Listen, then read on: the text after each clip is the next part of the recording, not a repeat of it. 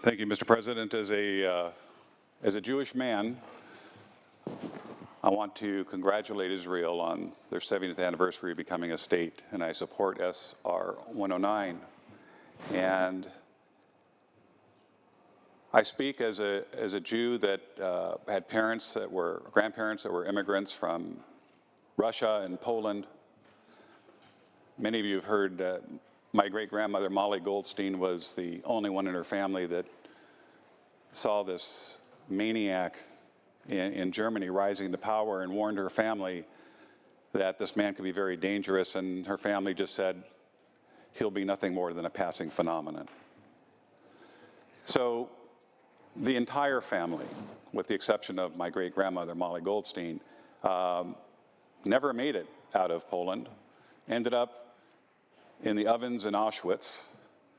How I wish some of them would have survived, and how I wish some of them could have gone to the new state of Israel, a place where they could live in peace and harmony and express their religious beliefs without fear of being admonished, being criticized, being discriminated against, or even killed. It's shameful that we see in the United States today that we have anti-Semitisms that are right here in California, right in our UC of California system, that I know members, my colleagues, have come together and brought chancellors in and have expressed and articulated our dismay that we would see this kind of discrimination in this day and age. It's also very troubling for me to see that some of these ignorant, crazy people are even running for higher office, including United States Senate in the state of California, that are professed to be anti-Semites, that believe that Jewish people are subhuman people. So I proudly stand with the members of the California State Senate as we look at this 70th anniversary, and I know that we've often said that we don't want to engage in State Department activities, we don't want to engage in federal issues in our support for Israel.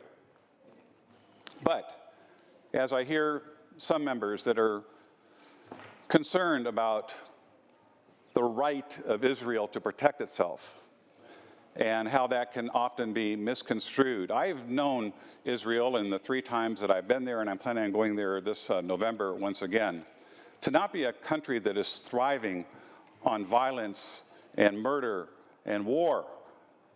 This is a country that wants to live independently as a Jewish state without fear of annihilation, understanding that if you look at the perimeter of Israel, there are rockets that are aimed for Israel. There are rockets that arrive in Israel. There was a nuclear deal that was entertained by a previous administration, even when many of us, including myself, rose and said, you are allowing a rogue nation that has promised to blow Israel off the face of the earth, the weapons of mass destruction. It is an existential threat. And what do we do today, my friends? We realize that those threats are real, and they have been ongoing. So while I pray for peace in the Middle East between Israel, Palestinians, Arabs. I know that that peace is not as simple as just praying for it and wanting it. But I always see Israel placing the olive branch out for peace, and many times gets that olive branch swiped across their faces. So I, for one, will always stand with Israel's right to self-determination and to protect themselves, while at the same time praying for humanity, that all people, all women, all children should live in harmony, should live in peace in the Middle East, with hopefully the United States and countries like Russia that should work in a harmonious way to promote this peace and tranquility, because what we see in this horrific loss of life is shameful. These are human beings, these are women and children that are dying unnecessarily in an area that has been troubled for the past 3,000 to 4,000 years. It's time, my friends, to stand in solidarity with Israel, support their right to protect themselves, and at the same time promote peace in the Middle East once and for all. For those reasons, I recommend an aye vote on SR 109.